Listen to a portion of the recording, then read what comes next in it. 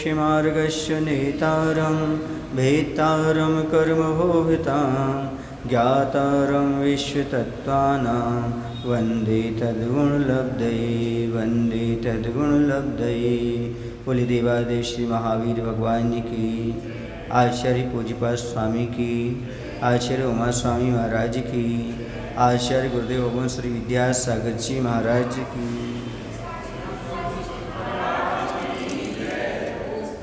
ध्यान का प्रकरण चल रहा है और यहाँ पर उसके भेद बतलाए जा रहे हैं। कल स्वरूप बताया गया था कि उत्तम सहनन वाले के चित्त को अन्य विकल्पों से हटाकर एक ही अर्थ में लगाना ध्यान कहलाता है। यह ध्यान अंतर्मुहूर्त तक होता है, यह भी बता दिया था 9वें अध्याय के सूत्र नंबर 27 में। अब आज हम समझेंगे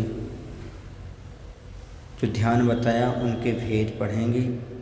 सूत्र नंबर 28, आर्त रौद्र धर्म शुक्लानि।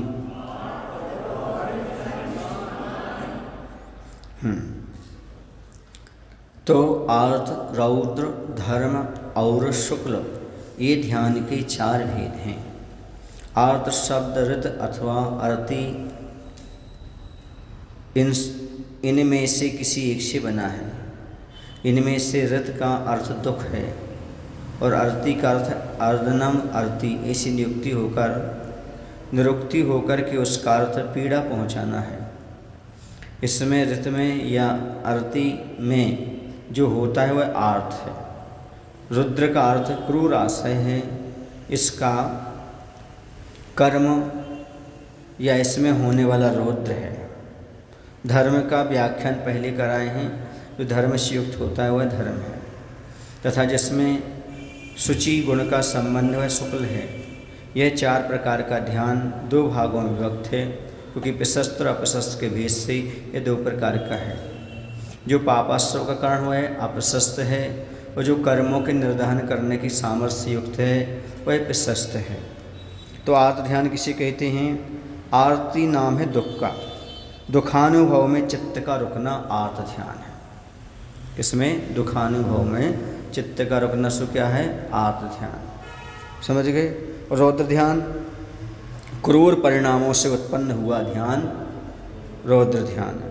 और धर्म ध्यान शुभ विचारों में मन का स्थिर होना सो धर्म ध्यान।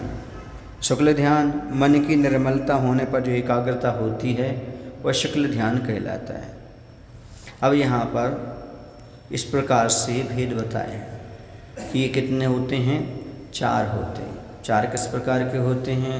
तो उन्होंने इस प्रकार का बता दिया। अब उन सब का अलग अलग प्रकरण रहेगा। तो यहाँ पर आर्त रौद्र धर्म और शुक्ल ये ध्यान के भेद बताए हैं। अब इसमें प्रशस्त ध्यानों का फल बतलाने के लिए आयु का सूत्र कहते हैं।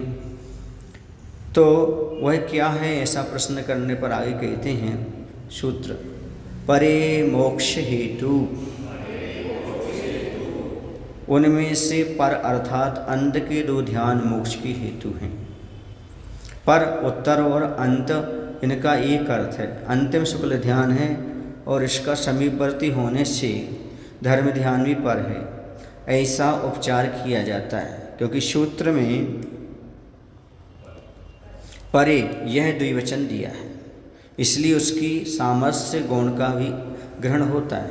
पर अर्थात धर्म और शुक्ल ये 2 मोक्ष के हेतु हैं। इस वचन के से पहले के अर्थात आर्त और रौद्र ये संसार के हेतु हैं। यह तात्पर्य फलित होता है, अर्थापत्ति न्याय से ही निकलता है, क्योंकि मोक्ष और संसार के सिवा और कोई दूसरा साध्य नहीं है। इनमें आर्त ध्यान 4 प्रकार का है। उनमें से प्रथम भेद के लक्षण का कथन करने के लिए आयु का सूत्र कह रहे हैं। पहला कौन सा है? आर्तमनोज्ञस्य संप्रयोगे तद्विप्रयोगाय स्मृति समन्वहाराः।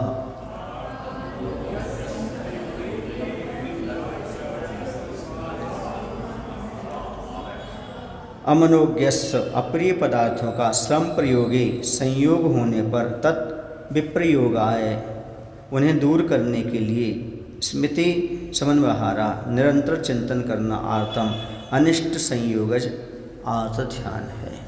क्या हो गया? जो हमारे मन को पसंद नहीं है, अमनोज्ञ है, ऐसे पदार्थ के प्राप्त होने पर उसके वियोग के लिए चिंता, सातत्व का होना प्रथम आर्त ध्यान है। अमनोज्ञ का अर्थ है अप्रिय। विष, कंटक, शत्रु और शस्त्र आदि जो अप्रिय पदार्थ हैं वे बाधा के कारण होने से अमनोज्ञ कहे जाते हैं। उनका संयोग होने पर वे मेरे कैसे ना हों, इस प्रकार का संकल्प, चिंता, प्रबंध अर्थात स्मृति, समन्वहार, यह प्रथम आर्त ध्यान कहलाता है। हमेशा ये सोचते रहना कि अनिष्ट का संयोग हुआ है, यह कब दूर हो जाए, कब दूर हो जाए। चाहे रोग हो, विष हो, कंटक हो, शत्रु हो, ये दूर हो जाए, ऐसा कहना। ये इसमें हमारा मन रुकना, इसमें अंदर इसका अंदर का चिंतन करते रहना, ये कब दूर हो, कब दूर हो, कब दूर हो, ये कहलाएगा आर्त ध्यान कहलाएगा। अब द्वितीय आता है जो है कि इष्ट वियोगज आर्त ध्यान है। उसका लक्षण आगे कहते हैं। विपरीतम मनोज्ञस्य, मनोज्ञ वस्तु के वियोग होने पर उसकी प्राप्ति की सतत चिंता करना दूर हो गया। विपरीतम, विपरीत मनोज्ञस्य, प्रिय पदार्थ अर्थात अपने इष्ट, गुरु आदि हैं, मित्र हैं, भाई हैं, आप लोगों के लिए स्त्री, धन, मकान, पुत्र आदि के वियोग हो जाने पर तत् संप्रयोगे, उनके संयोग के लिए स्मृति, समन्वहारा, बार बार चिंतन करना। ऊपर के सूत्र से ले लेना, यह कहलाएगा इष्ट वियोजक आर्त ध्यान। समझ गए? आर्त ध्यान शुभ भी होता है। कैसा होता है? शुभ भी होता है। कैसे होता है? जैसे किसी नगर में मुनि संघ का वर्षा हुआ, अब उनका विहार हो रहा है, तब श्रावक रो रहे हैं, इष्ट का वियोग हो रहा है। क्या हो रहा है? इष्ट का वियोग हो रहा है, तो ये प्रशस्त है। इसी प्रकार जब गुरु शिष्यों को संघ से बाहर भेजते हैं तो शिष्य जाना नहीं चाहते, किंतु जाना पड़ता है, यह भी आर्त ध्यान है, लेकिन ये प्रशस्त है। इसलिए छठे गुण स्थान तक 3 प्रकार के आर्त ध्यान हो जाते हैं। मात्र निदान बंद नहीं होता, बाकी इष्ट वियोग, अन्य संयोग और पीड़ा चिंतन नाम के 3 आर्त ध्यान परमार्थ दशा में छठे गुण स्थान में भी हो जाया करते हैं। हाँ, ये बात अलग है, वो अशुभ जैसे नहीं होते। ऐसा जैसे भी हमने आपको बताया, गुरु से वियोग होना आदि आदि, उनसे कब मिलन होगा, इस प्रकार का चिंतन होना, कब उनके पुनः दर्शन आदि होंगे, तो ध्यान रुकना उसमें। अब वो कहते हैं जिससे विपरीत पूर्व में कहे हुए, इससे यह तात्पर्य निकलता है कि मनोज्ञ अर्थात इष्ट अपने पुत्र, स्त्री और धन आदि के वियोग होने पर उसकी प्राप्ति के संकल्प अर्थात निरंतर चिंता करना दूसरा आर्त ध्यान जानना चाहिए। ये आपकी अपेक्षा बता दिया। आपके परिवार में कैसा होता है, मायके चले जाना ना, कब आएगा, बच्चे कहीं गए हैं, अब वो कब लौट करके आएंगे, विदेश गए हैं, अन्य जगह गए हैं, आदि आदि, पढ़ने गए हैं, टूर्नामेंट में गए हैं, तो क्या होता है, सब में वहाँ मन रुका रहता है, वो कब आएंगे आदि आदि, है ना। इष्ट का संयोग कब हो जाए, ऐसा रहता है, कब ये प्राप्त हो जाए।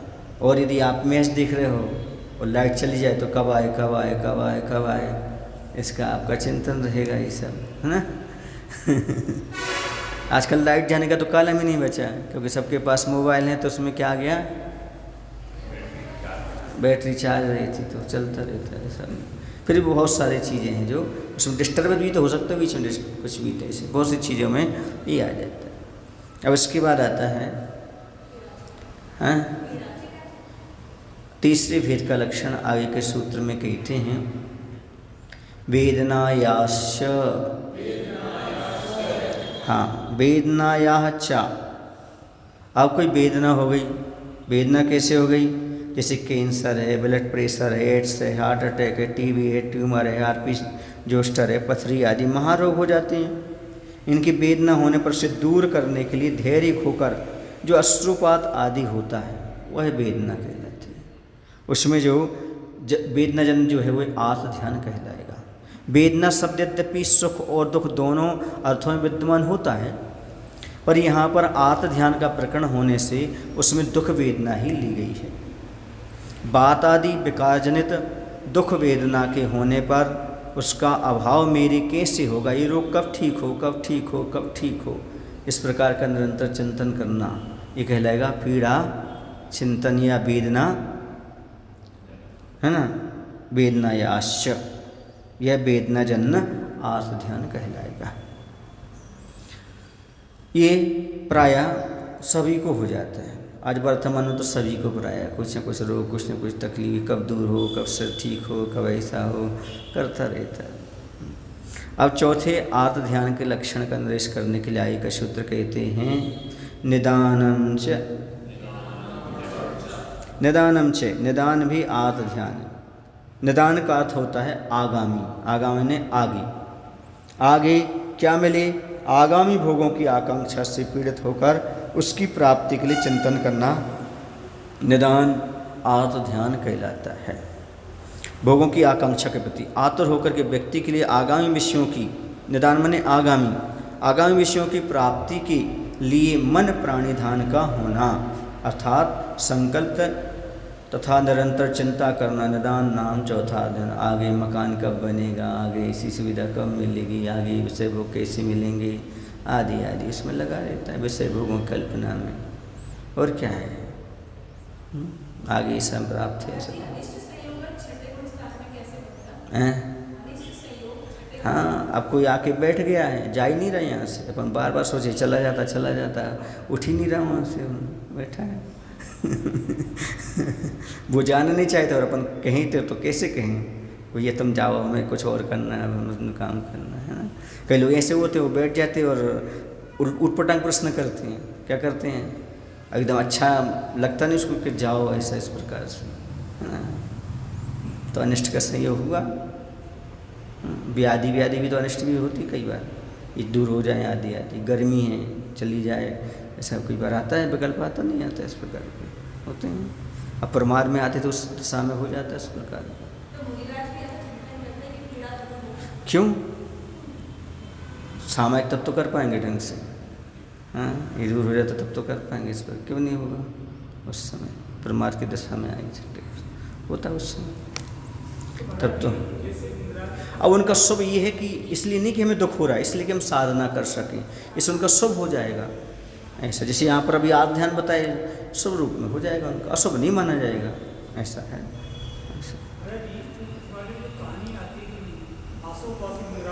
और उनको जो पता लगा कि अच्छा इन्होंने आर्त देने लिया, उसके बाद उन्होंने ये जो निदान किया कि मेरे को अगले तो ये प्रश्न में जिज्ञासा ये है, क्योंकि छठे गुण स्थान में निदान तो आर्त ध्यान होगा नहीं। जैसे निदान करते हैं वैसे गुण स्थान पंचम हो जाता है।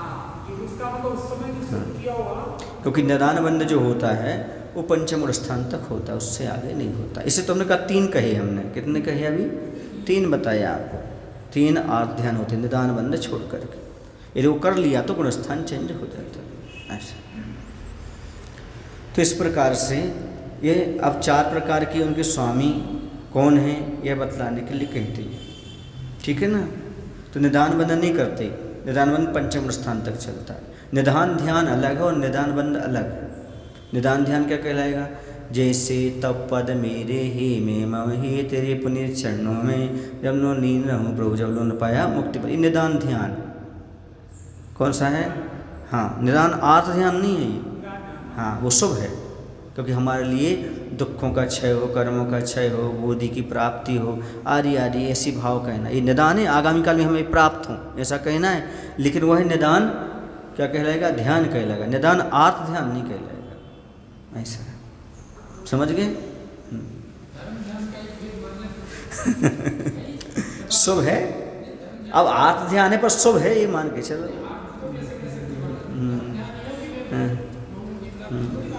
हाँ भोग नहीं चाह रहे उसमें, ये है। देखो गुरु से वियोग होना भी तो इष्ट वियोग आध्यान कहलाएगा, वो शुभ रूप कहलाएगा।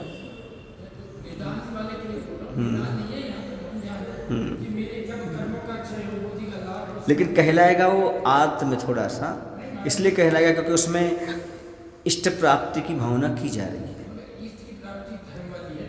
देखो तो है तो, लेकिन वो सप्तम स्थान में नहीं परिणत होती, वो परमात्मा की दशाई में घटित होती है। हाँ क्या, हाँ तो वो इस प्रकार अशुभ नहीं है, वो शुभ है। हाँ शुभ है, शुभ होने में बाधा नहीं है ना, कहलाएगा तो, लेकिन निदान नहीं कहलाएगा इस प्रकार का, इसमें गुणस्थान चेंजिंग की बात नहीं है, ऐसा ये है। चलिएगा अब आगे कहते हैं तद अविरत देशव्रत परमत्त संयतानाम, तदव्रत नहीं तद अविरत, तद अविरत, ताबे बोलो फिर दविरत बोलो, तद अविरत। हाँ क्योंकि ये अविरत से लेना है, कहाँ से लेना, अविरत से। यह आर्त ध्यान अविरत देशव्रत और प्रमथ संयत जीवों के होता है। आर्त ध्यान चौथे गुण स्थान, अविरत माने पहले से लेकर के चौथे तक ले लेना है ना, फिर देशव्रत प्रमत्त संयता नाम जीव के असीयत सम्य दृष्टि गुण स्थान तक के जीव अविरत कहलाते हैं। कहाँ तक कहलाते हैं, अविरत चौथे तक रहे। संयता संयत जीव देशव्रत पंचम स्थानवर्ती कहलाते हैं, और 15 प्रकार के प्रमाद से युक्त क्रिया करने वाले जीव प्रमत्त संयत कहलाते हैं। इनमें से अविरत और देशव्रत जीवों के चारों ही प्रकार का आत्म ध्यान होता है, ठीक है ना। निदान वर्ण कहाँ तक कहा था हमने, पंचम गुण स्थान तक, है ना। क्योंकि अब इसमें कह रहे हैं इनमें से अविरत और देशव्रत जीवों के चारों ही प्रकार का अध्ययन होता है, क्योंकि ये असंयत रूप परिणाम से युक्त होते हैं। प्रमथ संयतों के तो निदान की सिवा बाकी के 3 प्रमाद के उदय की तीव्रतावश कदाचित होते हैं, कदाचित हो जाते हैं ऐसे। पुराण साहित्य में मुनियों द्वारा निदान करने के कई उदाहरण मिलते हैं, पर इन उदाहरणों से प्रमथ संयत अवस्था में उन साधुओं ने निदान किया ऐसा अर्थ नहीं लेना चाहिए। एक तो भावलिंगी साधु की आगामी भोगों की आकांक्षा होती ही नहीं, और कदाचित होती है तो उस समय से वह भावलिंगी नहीं रहती, ऐसा अर्थ यहाँ पर ग्रहण कर लेना चाहिए। और द्रव्यलिंग 5वें गुण स्थान से नीचे कहीं तक हो सकता है ना, इस प्रकार से कहा इन्होंने। तो प्रथम गुण स्थान से पंचम गुण स्थान तक चारों आत्म ध्यान हैं, किंतु छठे गुण स्थान में निदान ध्यान के अलावा शेष 3 आत्म ध्यान, ठीक है। ये अपन यहाँ पर क्लियर हो गया जो मैंने आपको बताया उस रूप में। अब यहाँ पर इसे तो कह रहे हैं ये आत्म ध्यान मानना पड़ता है छठे गुण स्थान में, जब ये हमने कहा भले उपस्थ है पर है तो आत्म ध्यान गुरु का क्या होना, वियोग आदि होना, ये सब। अब आगे कहते हैं हिंसा नृतस्ते विषय संरक्षणेभ्यो रौद्रमविरत देशव्रतयोः।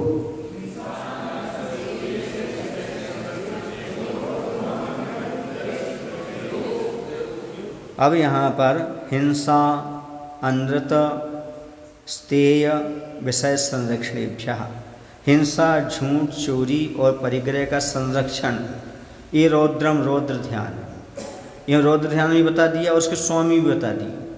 यह अविरत देशव्रती हो, अविरत अर्थात प्रथम गुण स्थान से चौथे गुण स्थान तक और देशव्रत गुण स्थान में होता है। बता भी दिया कि कौन कौन से उनके भेद भी बता दिए, जैसे हिंसानंद, हिंसा में आनंद बनाना है ना, झूठ में मृषानंद, चौरी आनंद और परिग्रहानंद या संरक्षण आनंद, ये जो कहलाएगा ये भेद हो गए इनके, किसके हो गए, चारों रौद्र ध्यान की परिभाषा भी हो गई। तो हिंसादिक के लक्षण पहले कहे आए हैं, वे रौद्र ध्यान की उत्पत्ति के निमित्त होते हैं। इससे हेतु निर्देश जाना जाता है। हेतु का निर्देश करने वाले इन हिंसादिक के साथ अनुवृत्ति को प्राप्त होने वाले स्मृति समन्वहार पद का संबंध होता है। यथा हिंसा का स्मृति समन्वहार आदि माने उसमें मन को रोकना। फिर उसके बाद आता है यह रौद्र ध्यान अविरत से देशव्रत के जानना चाहिए। रौद्र ध्यान अविरत के हो, देशव्रत के कैसे हो भैया, समाधान हिंसादिक के आवेग से या वित्त आदि के संरक्षण के परतंत्र होने से कदाचित उसके भी हो सकता है, किंतु देशव्रत के होने वाला वह रौद्र ध्यान नरक आदि दुर्गतियों का कारण नहीं है, क्योंकि सम्य दर्शन की ऐसी ही सामर्थ्य है, परंतु संयत के तो होता ही नहीं, क्योंकि उसका आरंभ होने पर संयम से पतन हो जाएगा, फिर वह संयमी बचेंगे ही नहीं। तो यहाँ पर हिंसानंद, हिंसा के करने कराने और अनुमोदना में आनंद मानना हिंसानंद नाम का रौद्र ध्यान है। हिंसा करते हुए आनंद मनाना, जैसे आप लोग मनाते हो नहाते हुए, आज तो अच्छा पानी मिल गया, अच्छे से नहा लिया, बड़ा हो गया, बढ़िया हो गया, तो ये क्या हो गया? हिंसानंद हो गया। आज तो अच्छा मारा उसको, अच्छी पटाई की, हाँ, ये क्या हो गया? हिंसानंद हो गया। समझ गए? बच्ची को मारा, आज तो अच्छी पटाई की उसकी हमने, अच्छा लगा है। ये हिंसा करते हुए आनंद मनाना।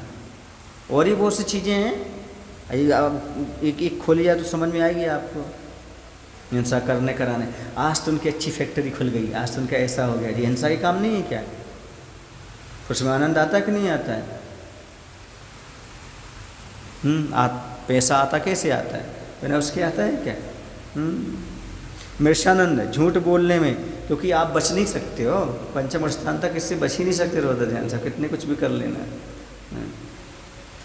झूठ बोलने में, दूसरे से झूठ बुलवाने में, झूठ बोलने वाले की अनुमोदना करने में तथा चुगली आदि में आनंद मनाना, ये मृषानंद नाम का रौद्र ध्यान है। झूठ तो पाप है ही, आनंद और मना लिया तो पाप भी हो गया और रौद्र ध्यान भी हो गया। ये नरक के कारण है। किसके कारण है ये?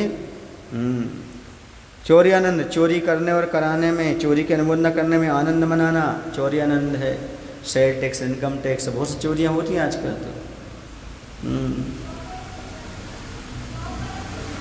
जो वाले बच जाती है। बचना अलग चीज़ है, पर भाव तो रहता है जितना जैसे बहुत सी चीज़ें होती हैं। परिग्रहानंद या बस संरक्षणानंद, परिग्रह संचय करके आनंदित होना, विषय भोगों की वस्तुओं का संरक्षण करके। ठीक है भैया, इतना सारा रख लो, 4 महीने को फ्री हो गए। हमने भैया अपने चावल है, गेहूँ है, सब 4 महीने को फ्री हो गए। अपनी सहेलियों को बताते हैं, सबको बताते हैं, भाई ऐसा कर लिया हमने, संरक्षण करते हुए आनंद मनाते हैं। हम तो फ्री हो गए अब 4 महीने के लिए, हमने ऐसा कर लिया, वैसा कर लिया। समझ में आ रहा है? हाँ, संरक्षण करते हुए। और ये लोग सब बैंक बैलेंस करते हुए खुश होते हैं, आज इतने हो गए, इतने हो गए, इतने हो गए, ऐसा हो गया। संरक्षण करते हुए मकान बन गया, इसकी व्यवस्था हो गई। सब परिग्रह जो कुछ भी आप संचय करके आनंदित हो रहे हो, जो ही परिग्रह है, चाहे वस्त्र हैं, चाहे कुछ भी चीज़ हो, जी आज तो हम इतना सेट हो गया, सोफा सेट हो गया, बर्तन सेट हो गया, ये हो गया, भले दिमाग अब सेट हो गया हो, बस सब सेट हो गया। ये सब क्या है? कौन सा ध्यान है? हाँ, विषय संरक्षण आनंद, परिग्रहानंद के ही लोग, इसमें आनंद आता है आदमी को। जब बैंक में अच्छा बैलेंस बना लेता है तो उसको नींद नहीं आती, गद्दा पर डला रहता है, सोचता रहता, गुदगुदी उठती रहती उसके अंदर, हमने ऐसा कर लिया, इतना हो गया, इतना बन गया, इतना बन गया। कोई अच्छी चीज़ खरीद लाता है तो संरक्षण करके इतना हमने व्यवस्थित कर लिया, इतना, अब तो इतना, यही सोच रहे थे इस साल में इतना करना है, इस साल में इतना हो ही गया हमारा। तो समझ गए? इस साल हमें मकान बनाने की थी महाराज जी, आपका से बन गया, वो तो हो गया, सारी व्यवस्था हो गई हमारी, ऐसा हो गया हमारा, वैसा हो गया। समझ में आ रहा है ना? इस प्रकार से वह लपेटे में लेता है।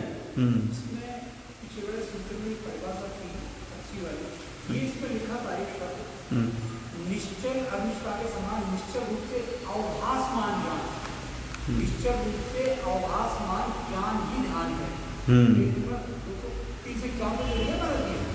पहले पैराग्राफ में निश्चल रूप से अवभासमान ज्ञान ही ध्यान है। अब इसमें पेज पर 354 पहला पैराग्राफ है, पहला पैराग्राफ 354 पहला पैराग्राफ, इसमें लास्ट लाइन नहीं वाली। सुनो सुनो सुनो सुनो, जो रोका जाता है उस इस प्रकार कर्म सहारा है। चिंता का जो निरोध होता है वह चिंता निरोध है। आशय यह है कि निश्चल अग्नि शिखा के समान निश्चल रूप से अवभासमान ज्ञान ही ध्यान है। हाँ तो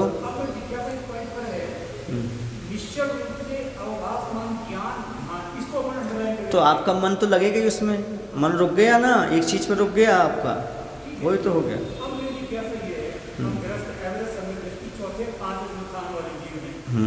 जिस समय मान लो मंदिर में बैठे और ये निश्चित है हमारे पास इतनी सारी व्यवस्था है, चित्त में रुका है तो परिग्रह निरोध हो गया। तो अब प्रश्न ये है कि अब हमारा धर्म तो पहली क्या सही है कि ध्यान क्या प्रति समय कोई रहेगा या जरूरी नहीं है? बदल जाता है उसका, दूसरी विषय पे चला जाएगा उसका, एक थोड़ी है आपके। हाँ हाँ, रौद्र ध्यान हो जाएगा, बिल्कुल बिल्कुल बिल्कुल। इसलिए हमेशा रौद्र ध्यानमय जीवन रहता है कहीं ना कहीं। अब देखिएगा सूक्ष्मता अब आपको बता रहे हैं। आपने 16 पहन लिया, क्या पहन लिया? महाराज जी को आहार दान देना, इतना तक तो ठीक है, लेकिन शाम को 16 बचा लो, शाम को अपन 16 में भोजन करेंगे। अब वो 16 किस लिए बचाया? अपने भोग के लिए बचाया। और सूक्ष्मता में जाओ ना। हाँ। अपने लिए तो किया ना वो जितना संरक्षण है, जो कुछ भी है वो सब उसी में। भोए तो खाने की ना। जब पंचम स्थान तक पूरा बताया वो तो होंगे कितने कुछ, बच ही नहीं सकता। दूसरी चीज सुनो, चाबी आत्म ध्यान।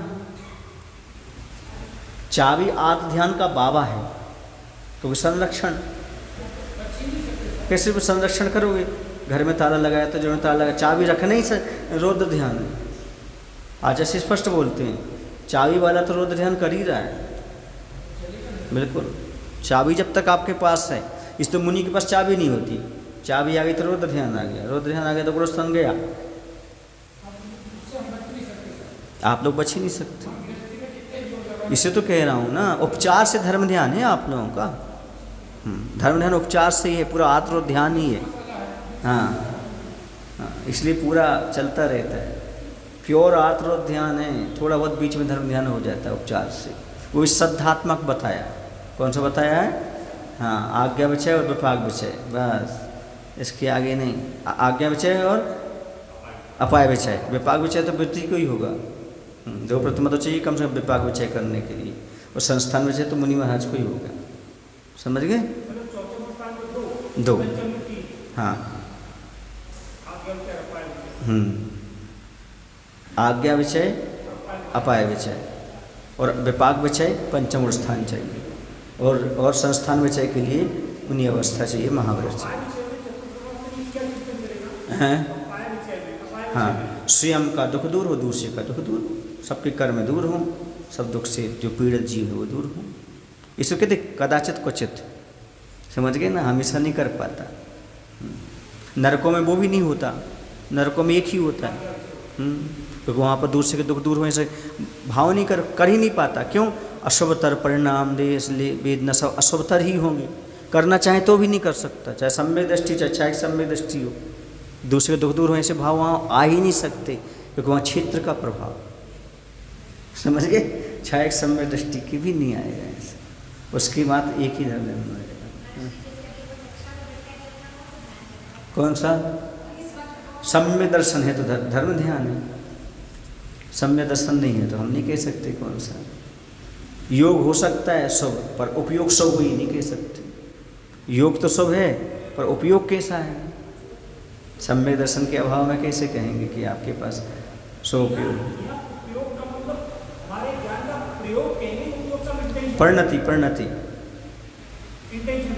परिणति, हाँ वही। तो यहाँ पर ये जरूर कह दिया है कि जो आत्म ध्यान सम्यक दृष्टि को होगा, किसको होगा? देशवृत्ति के होने वाले के, इसके इस प्रकार का जो होगा वह नरक आदि दुर्गति का कारण नहीं होगा, क्योंकि सम्यक दर्शन में ऐसी समर्थता है। परंतु संयत तो वह होता ही है नहीं, क्योंकि उसका आरंभ होने पर संयत से पतन हो जाता है। अब आगे कहते हैं अंत के दो ध्यान। अब देखो यहाँ पर चूँकि आत्म ध्यान रौद्र ध्यान की बात है। अब देखिएगा, एक सामान्य समझने के लिए हम एक वस्तु में धर्म ध्यान भी कर सकते हैं और हम आत्म ध्यान भी कर सकते हैं। जैसे आपके कक्ष में एक सुअर आया, अरे ये कहाँ से आ गया, उसको बाहर करो, ये क्या हो गया? आत्म ध्यान हो गया, अनिष्ट संयोग हो गया। हे भगवान, इसने अभक्ष खाया होगा, ये आज इस संसार में पड़ा हुआ है, इसका कब ये छूटे, कब इस गति से यह मुक्ति को प्राप्त करे। अपाय विचय धर्म ध्यान समझ में आया? ये समझने की है। अब जैसे स्नान कर रहे आज तो अच्छा पानी आ गया, बढ़िया आ गया, नहा लिया धो लिया, अच्छा नहाना आए चाहे नहीं आए, ठंडे ठंडे पानी से नहाना चाहिए। गाते जा रहे हैं, नहाते जा रहे हैं, ये क्या हो गया? रौद्र ध्यान, हिंसानंदी रौद्र ध्यान। और हे भगवान, मेरा बिना अभिषेक पूजन की मैं रह नहीं सकता, मैं ग्रस्त हूँ, मुझे स्नान तो करना ही पड़ता है, इससे कम थोड़ी सी जल से स्नान कर लो। ये आपका क्या हो गया? ध्यान। तो प्रक्रिया है, कहाँ कैसे भाव करना, क्या करना, उसी पर सारा डिपेंड रहता है। ऐसा हर जगह लगाना, हर चीज़ में लगाना है ऐसा। जब किसी को ठगने लगो तब सोचो, ये भगवान क्या करूँ, मजबूरी है, 3 के 4 करना पड़ते, पर 3 के 6 तो नहीं करूँगा मैं, ऐसे इतना नहीं ठगूँगा। हाँ, बहुत इसी प्रकार के तो भाव करना उस समय। अब चूँकि आजीविका निर्वाह करना तो करना पड़ रहा है ऐसा। हाँ बिल्कुल।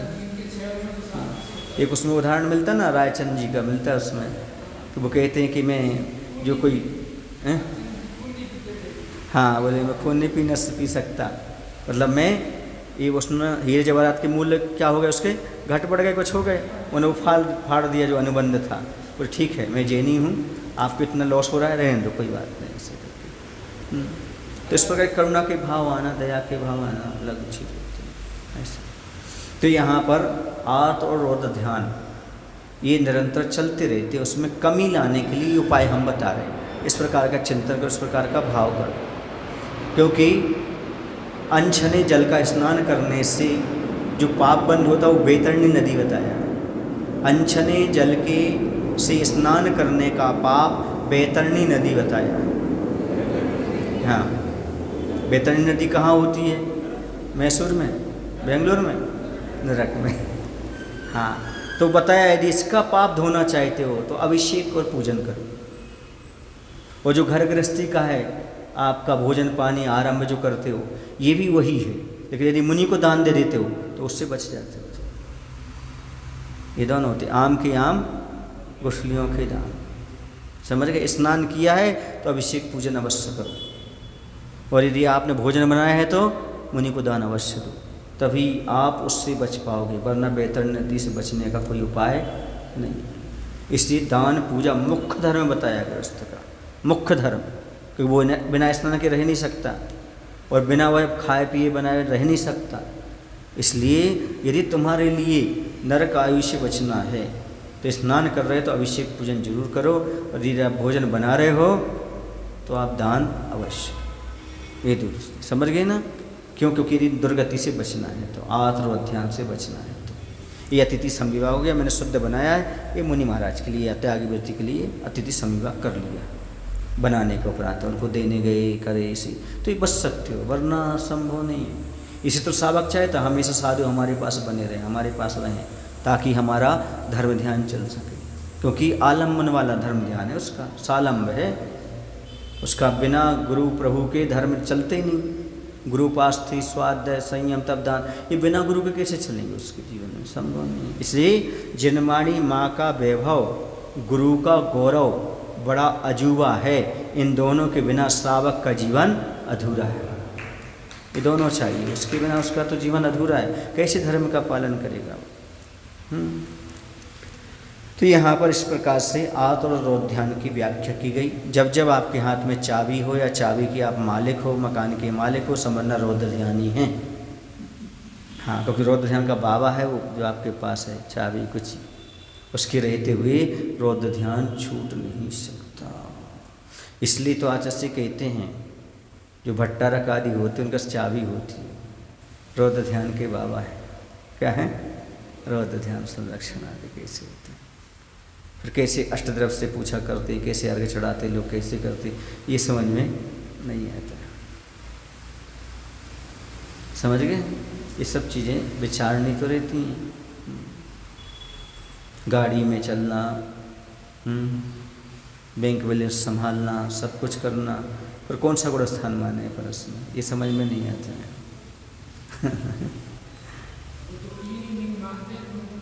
हाँ है,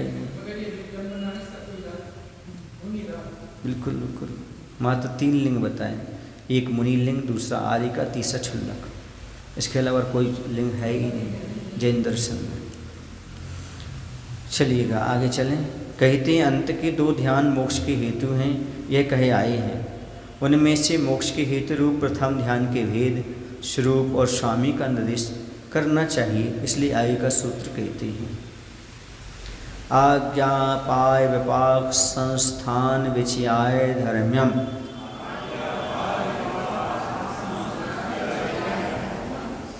आज्ञा अपाय विपाक संस्थान विषयाय धर्म्यम, यानी आज्ञा अपाय विपाक और संस्थान इनकी विचारणा के निमित्त मन को एकाग्र करना धर्म ध्यान है। तो आज्ञा विषय जो इंद्रियों से दिखाई नहीं देते, ऐसे बंध हैं, मोक्ष हैं, इन सब पर क्या करना, जिनेंद्र भगवान की आज्ञा के अनुसार निश्चय कर ध्यान करना, ये कहलाएगा कौन सा, आज्ञा विषय नाम का। मतलब मन को उनमें रोकना, एकाग्र करना, ऐसा। अपाय विषय संसार में भटकते प्राणी, ये मिथ्या दर्शन मिथ्या ज्ञान मिथ्याचार से कैसे दूर हो भगवान, दूसरों के कर्मों का क्षय जल्दी हो, ये निरंतर चिंतन करना, ये क्या कहलाएगा, अपाय विषय धर्म ध्यान। जैसे महाराज ओम कल्याण, ओम व्याधि दूर आदि धर्म ध्यान में लगो, ये सब कौन सा है, महाराज ने हाथ उठा दिया, ये भी अपाय विषय धर्म ध्यान है महाराज के लिए। इस प्रकार का इसका दुख दूर हो, कर्म दूर हो, ऐसा भाव करना। विपाक विषय ज्ञान वर्ण आदि 8 प्रकार के कर्मों की द्रव्य क्षेत्र काल भाव और भाव के कारण होने वाले फलानुभव का विचार करना विपाक विषय धर्म ध्यान। ये कहाँ फल देंगे, कैसे जाएंगे, क्या करेंगे, आदि आदि, समझ गए।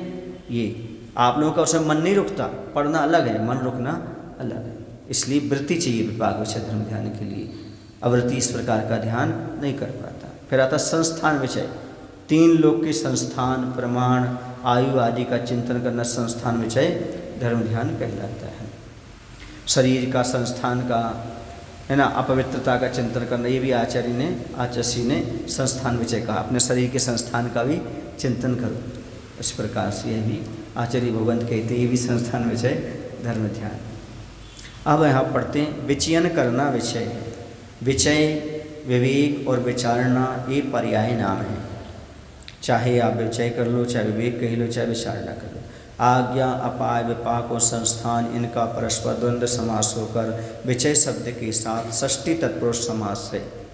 और इस प्रकार आज्ञा आय विपाक संस्थान विचय पद बना है। स्मृति समन्वहारा पद की अनुवृत्ति होती है, पहले सूत्र से ले लेना, और उसका प्रत्येक के साथ संबंध होता है। यथा आज्ञा विचय के लिए स्मृति समन्वहार आदि स्पष्टीकरण इस प्रकार है। उपदेश देने वाले का अभाव होने से, स्वयं मंदबुद्धि होने से, कर्मों का उदय होने से तथा पदार्थों के सूक्ष्म होने से, तत्व के समर्थन में हेतु और दृष्टांत का अभाव होने पर सर्वज्ञ प्रणीत आगम को प्रमाण करके यह इसी प्रकार है। क्योंकि जिन अन्यथावादी नहीं होते, जिन्हें भगवान कैसे नहीं होते, हाँ, जिनोदितम तत्वम अन्यथा न वादिनो, जिन्हें भगवान के वचन अन्यथा नहीं होते। इस प्रकार का अन्यथावादिनो जिनाह, जिन अन्यथा वाद नहीं करते, नहीं बोलते, उनके वचन तो प्रमाणिक होते हैं। इस प्रकार गहन पदार्थों के श्रद्धान द्वारा अर्थ का अवधारण करना, जो आपने पदार्थ जाना उसका श्रद्धान द्वारा अर्थ का अवधारण करना, बार बार उसका मनन चिंतन चलते रहना, यह है आज्ञा विषय धर्म ध्यान। अथवा स्वयं पदार्थों के रहस्य को जानना और दूसरों के प्रति उसका प्रतिपादन करना चाहता है। इसलिए सौ सिद्धांत के अवरोध द्वारा तत्व का समर्थन करने के लिए उसका जो तर्क है, न्याय है और प्रमाण की योजना रूप निरंतर चिंतन होता है, वह सर्वज्ञ की आज्ञा को प्रकाशित करने वाला होने से आज्ञा विषय कहा गया है। इस प्रकार चिंतन मनन होना चाहिए, तब तो है। अकेले ऐसा नहीं कि हो गया तो हो गया, उस समय जब मन रोकोगे तभी तो धर्म ध्यान होगा। वो मिथ्या दृष्टि जीव जन्मांध पुरुष के समान सर्वज्ञ प्रणीत मार्ग से विमुख होते हैं। उन्हें सन्मार्ग का परिज्ञान न होने से मोक्ष मार्गी पुरुषों को दूर से ही त्याग देते हैं। इस प्रकार सन्मार्ग के अपाय का चिंतन करना अपाय विषय धर्म ध्यान है। ये भगवान ये मिथ्या दृष्टि कब सही रास्ते पर आएंगे, कब इनका कल्याण होगा। ये देखो मुनियों से दूर भाग रहे हैं, सही धर्म से दूर भाग रहे हैं, ये कब सही रास्ते पर आएंगे, ऐसा चिंतन करो। यहाँ तो बहुत करना पड़ता है, शहरों में तो बहुत करना पड़ता है। ये कब लाइन पर लगेंगे, कब इधर ध्यान में लगेंगे, कैसे करेंगे, बहुत ज़्यादा करना पड़ता है। अथवा ये प्राणी मिथ्या दर्शन, मिथ्या ज्ञान और मिथ्याचार से कैसे दूर होंगी, इस प्रकार निरंतर चिंतन करना अपाय विषय धर्म ध्यान है। कहाँ पड़े हुए हैं मिथ्यात्व, ये कब निकलेंगी, देवी देवताओं की पूजा से कब बाहर आएंगी। दक्षिण में तो बहुत ज़्यादा ऐसा चलता है। ज्ञानावरण आदि कर्मों की द्रव्य चित्त काल भव और भाव निमित्तक फल के अनुभव की प्रति उपयोग का होना विपाक विषय धर्म ध्यान है। कर्मों का द्रव्य क्षेत्र काल भव और भाव निमित्तक फल के अनुभव का प्रति उपयोग का होना, वहाँ उपयोग लगना, रुकना, मन रुकना उन चीज़ में, ये कैसा हो रहा है, ये विपाक विषय धर्म। आप लोग कह तो देते हो हाँ महाराज ऐसा हमारे साथ हो गया, अब कर्म का उदय है, ऐसा हो गया, लेकिन अंदर टीस बनी रहती है। मौका मिलता तो छोड़ते भी नहीं सामने वाले के साथ पर वृत्ति ऐसा नहीं करता। यदि हो गया तो हो गया, उसको छोड़ दिया। इसका मतलब हम सबको से कहते हैं हाँ, एक्सेप्ट कर, हाँ, वो वृत्ति के बिना संभव नहीं हो पाता। तथा लोक के आकार और स्वभाव का निरंतर चिंतन करना संस्थान विषय धर्म ध्यान है। क्या करना, लोक के आकार और उसके स्वभाव का, लोक कैसा है उसका स्वभाव, संस्थान विषय धर्म ध्यान है। पहले उत्तम क्षमादि रूप धर्म का स्वरूप कहे आए हैं। आपके लिए लोकापेक्षा हो सकती है ना, लेकिन धर्म ध्यान नहीं हो सकता। उसमें बात है एक उस प्रकार का उसका मन रुकता नहीं उसमें चिंतन। हाँ, ऐसा करना अलग चीज़ है, लेकिन अंदर से उसका चिंतन आना वो मुनि के अलावा किसी को नहीं संभव नहीं। समझ गए, अंदर से वो उस रूप में नहीं गाड़ता आ पाती, इस बारे में महाराज जी, उसका स्वभाव की वो नहीं जा पाती। इस बारे में इसका इतिहास अच्छा सटीक उत्तर दिया था कि जैसे युवराज को ध्यान करेंगे नरक का, तीनों नरक भी चिंतन आएगा, तो उस समय वो तो कर लेंगे ना कि मैं नरक हूँ, तो नरक में कितनी वेदना होगी, लेकिन हम नहीं कर सकेंगे। ये उनका उत्तर, क्योंकि उसको फीलिंग मतलब वैसा का वैसा आप नहीं कर पाएंगे, इसलिए ये संस्थान में वो चिंतन नहीं आ पाता। कहा ना, उसके आकार का, उसके स्वभाव का, उसमें स्वभाव मतलब नरक का स्वभाव कैसा है, उसका चिंतन कैसे कर पाओगे आप, स्वाभाविक है। लेकिन मुनि महाराज उसमें डीपली चले जाते हैं। ऐसा पहले उत्तम क्षमादि रूप धर्म का स्वरूप कहे आए हैं, उससे अनपेत अर्थात युक्त धर्म ध्यान 4 प्रकार का जानना चाहिए। यह अवरत, देशरत, प्रमत्त संयत और अप्रमत्त संयत जीवों की होता है। समझ गए, इस प्रकार से। अब इन्होंने इसको विशेष अर्थ के रूप में खोला है। इसको पढ़ना है क्या विशेष अर्थ को? संसार शरीर और भोगों से विरक्त होने के लिए या विरक्त होने पर उस भाव को स्थिर बनाए रखने के लिए सम्यक दृष्टि का जो प्रणिधान होता है उसे धर्म ध्यान कहते हैं। संसार शरीर भोगों से विरक्त होने के लिए कहाँ हो रहे हैं, उनके भाव स्थिर बनाए रखने के लिए सम्यक दृष्टि प्रणिधान होता है उसे धर्म ध्यान कहते हैं। यह उत्तम क्षमादि रूप धर्म से युक्त होता है, इसलिए इसे धर्म ध्यान कहते हैं। यहाँ निमित्त भेद से इसके 4 भेद कहे गए हैं। आज्ञा विषय, अपाय विषय, विपाक विषय, संस्थान विषय। आज्ञा विषय तत्वनिष्ठा में सहायक होता है। अपाय विषय संसार शरीर और भोगों से वृत्ति उत्पन्न करता है। विपाक विषय से कर्मफल और उसके कारणों की विचित्रता का ज्ञान दृढ़ होता है। और संस्थान विषय से लोक की स्थिति का ज्ञान दृढ़ होता है। मूल टीका में विपाक विषय के स्वरूप का निर्देश करते हुए जो द्रव्य, क्षेत्र, काल आदि के निमित्त से कर्मफल की चर्चा की है, उसका आशय यह है कि यद्यपि कर्मों के उदय या उदीर्णा से जीव के औदिक भाव और विविध प्रकार के शरीर आदि की प्राप्ति होती है, पर इन कर्मों का उदय और उदीर्णा बिना अन्य निमित्त से के नहीं होती, किंतु द्रव्य, क्षेत्र आदि का निमित्त पाकर ही कर्मों का उदय और उदीर्णा होती है। आगे इसी बात को विशेष रूप से स्पष्ट करते हैं। द्रव्य निमित्तक, मान लो एक व्यक्ति हंस खेल रहा है, वह अपने बाल बच्चों के साथ गप्पा गोष्ठी में तल्लीन है।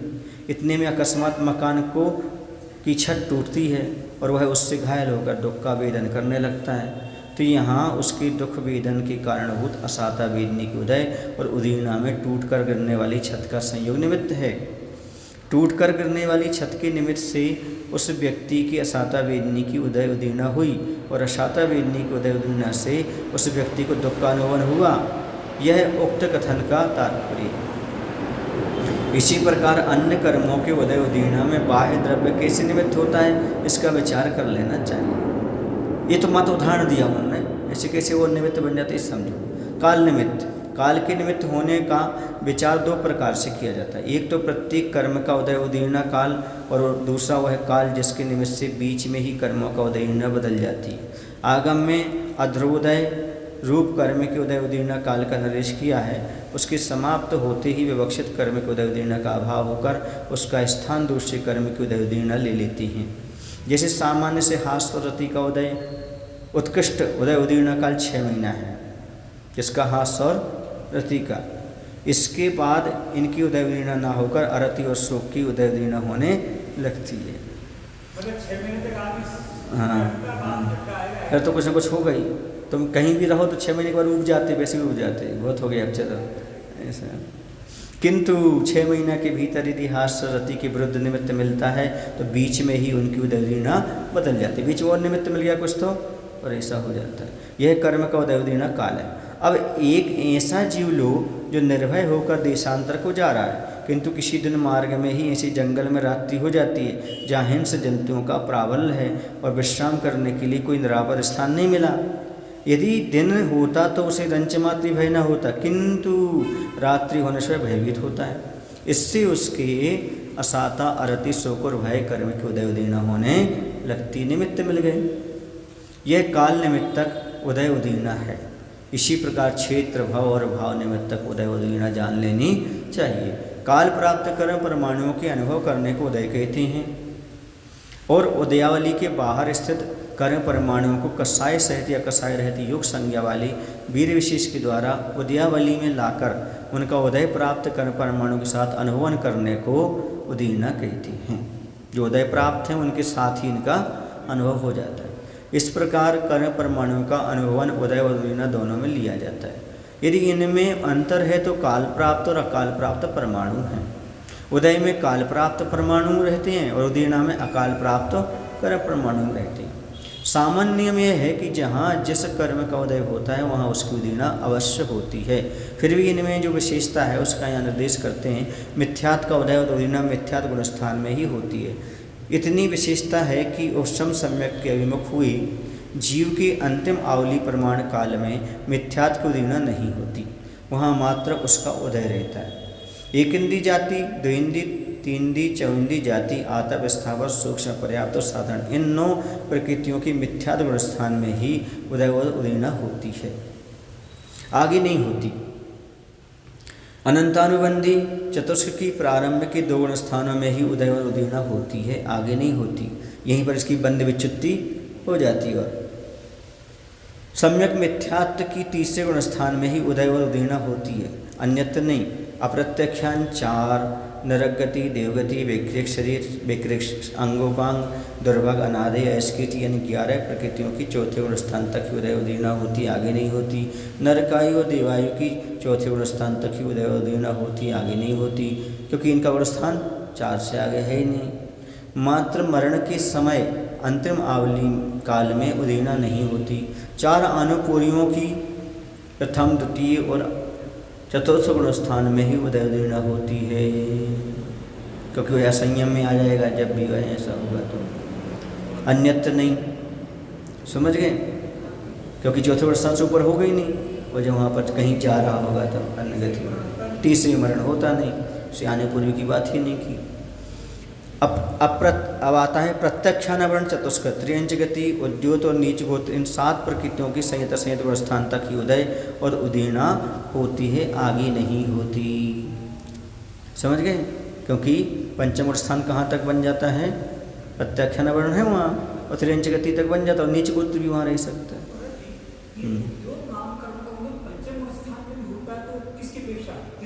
त्रियंच होते नेत्रादि बहुत जगह होता है। हाँ, चमकते हैं।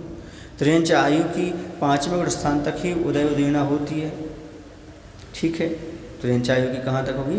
5वें गुण स्थान तक, क्योंकि वह भी अनुव्रत आदि ग्रहण कर लेते, त्रियंच आदि 5वें गुण स्थान देशवृत्ति हो जाते हैं। मात्र मरण के समय अंतिम आवली काल के शेष रहने पर उदय ही होता है, उदीर्णा नहीं होती, है तो नियम है। निद्रा निद्रा पिछला पिछला स्थान, गृद्धि साता वेदनी और साता वेदनी, इन 5 प्रकृतियों के छठे गुण स्थान तक ही उदय व उदीर्णा होती है। समझ गए ना? ये महानिद्राएं जो है ना, और ये इनकी उदीर्णा साता साता की कहाँ तक होगी? छठे गुण स्थान तक। हाँ हाँ, क्यों नहीं? स्थान वृद्धि आदि का उदय हो जाता मुनिराजों को। मात्र निद्रा निद्रा आदि त्रिक की उदीर्णा वही करता है जिसने इंद्रिय पर्याप्ति पूर्ण कर ली है। ऐसा जीव यदि उत्तर शरीर की विक्रिया करता है या आहार क्षमोद्घात को प्राप्त होता है तो उन्हें प्राप्त होने की काबली काल पूर्व से लेकर मूल शरीर में प्रवेश होने तक इन 3 की उदीर्णा नहीं होगी। ये वहाँ पर आहार आदि रिद्धि की बात कही जा रही है। तथा देव नारक और भोग भूमियों जीव के भी इन 3 की उदीर्णा नहीं होती। आहारक शरीर और आहारक अंगोपांग का प्रमत्त संयत में ही उदीर्णा और उदय होता है। ये तो ठीक छठे गुण स्थान की बात है, आगे पीछे नहीं, मात्र छठा गुण स्थान है। मनुष्य आयु की छठे गुण स्थान तक उदीर्णा और 14वें गुण स्थान तक उदय रहता है। मनुष्य आयु में है अपन, तो इनकी छठे गुण स्थान तक उदीर्णा हो सकती है और चौथे गुण स्थान तक उदय रह सकता है। मात्र मरण के समय अंतिम आवली काल शेष रहने पर उदीर्णा नहीं होती। सम्यक प्रकृति की उदीर्णा और उदय चौथे से लेकर 7वें गुण स्थान तक वेदक सम्यक दृष्टि की होता है। तो उसी किसका उदय होगा? जिसका उदय होगा उसी की तो उदीर्णा होगी। मात्र कृतकृत वेदक के काल में व द्वितीय सम्यक की उत्पत्ति काल में एक आवली शेष रहने पर उदय ही होता है उस समय, क्योंकि वह द्वितीय सम्यक तो हो रहा है। कृतकृत वेदक माने छायक सम्यक दर्शन के अभिमुख होने वाला है। अंत की 3 सहननों की उदीर्णा व उदय 7वें स्थान तक ही होता है। हास्यादि छठ की उदीर्णा और उदय 8वें स्थान तक होता है। आगे नहीं, इतनी विशेषता है कि देवों की उत्पत्ति समय से लेकर अंतर्मुहूर्त तक काल तक हास्य और रति के नियम से उदीर्णा होती है। आगे भजनी है, हो भी सकती और नहीं भी हो सकती है। तथा नारकियों की उत्पत्ति समय से लेकर अंतर्मुहूर्त काल तक अरति और शोक के नियम से उदीर्णा होती है। नारकियों की तो आगे भजनी है, हो भी सकती नहीं भी हो सकती, लेकिन अंतर्मुहूर्त तक तो हो ही। 3 वेद और क्रोध आदि 3 संजलनों की उदीर्णा व उदय 9वें के उपांत भाग तक ही होती है, आगे नहीं होती है। वेद है, क्रोध आदि 3 संजलन हैं। इतनी विशेषता है कि जो जिस वेद के उदय से श्रेणी चढ़ता है उसकी प्रथम स्थिति में ये काबली काल शेष रहने पर उदीर्णा नहीं होती। लोभ संजुलन का 10वें गुण स्थान तक उदीर्णा व उदय होता है। मात्र 10वें गुण स्थान की अंतिम आवली काल के शेष रहने पर उदीर्णा नहीं होती, उदय होता है। वज्र नाराज और नाराज सैनन का 11वें गुण स्थान तक उदीर्णा और उदय होता है। निद्रा और पिछला की 12वें गुण स्थान में एक समय अधिक एक आवली काल शेष रहने तक उदय व उदीर्णा दोनों होते हैं। आगे 12वें गुण स्थान के उपांत समय तक इनका उदय ही रहता है। 5 ज्ञानावर्ण, 4 दर्शनावर्ण, 5 अंतराय, इन 14 प्रकृतियों का उदय तो 12वें गुण स्थान के अंतिम समय तक और उदीर्णा 12वें गुण स्थान में एक आवली काल शेष रहने तक होगी। मनुष्य गति, पंचेंद्रिय जाति, औदारिक, तेजस और कारवाण शरीर, 6 संस्थान, औदारिक, अंगोपांग, वज्र सनार सैनन, वर्णादिक 4, अगुरु लघु, उपघात, उच्छ्वास, दोनों व्याय गति, तृष्बादर, पर्याप्तोत्तिक शरीर, स्थिर, अस्थिर, शुभ, अशुभ, सुभग, सुस्वर, दुस्वर आदि, यशस्कीति, निर्माण और उच्च गोत्र, इन 38 प्रकृतियों की 13वें गुण स्थान तक उदीर्णा व उदय होते हैं, आगे नहीं। तथा तीर्थंकर प्रकृति का 13वें गुण स्थान में ही उदीर्णा व उदय होता है। इस प्रकार आज्ञा आदि के निमित्त से सतत चिंतन करना धर्म ध्यान है। यह उक्त कथन का तात्पर्य है। बोलो महावीर भगवान की जय। आचार्य विद्यासागर जी महाराज की जय। बोधि समाधि परिणाम शुद्धि, स्वात्मोपलब्धि शिव शोक सिद्धि, चिंतामणिं चिंतित वस्तु दाने, त्वां वन्दे मानस्य ममास्तु देवी।